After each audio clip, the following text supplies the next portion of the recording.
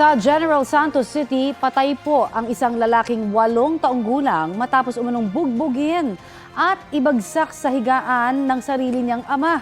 Ilang araw na kritikal ang lagay ng bata sa ospital bago siya pumanaw. Nagtamo po siya ng mga pasa at bali sa katawan. Ayon sa investigasyon ng pulisya, lasing ang ama nang mangyari ang insidente sa kanilang bahay nito pong Martes ng madaling araw. Napag-alamang binugbog din ng suspect ang isa pa niyang anak. Nasa Maynila ang ina ng mga bata nang mangyari ang insidente.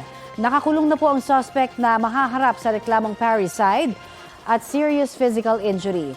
Nang hinga ng reaksyon, umiyak po siya at humingi ng tawad sa nangyari. Kapuso, para sa mga maiinit na balita, mag-subscribe sa GMA Integrated News sa YouTube. Sa mga kapuso naman abroad, subaybayan nyo kami sa GMA Pinoy TV at sa www.gmanews.tv.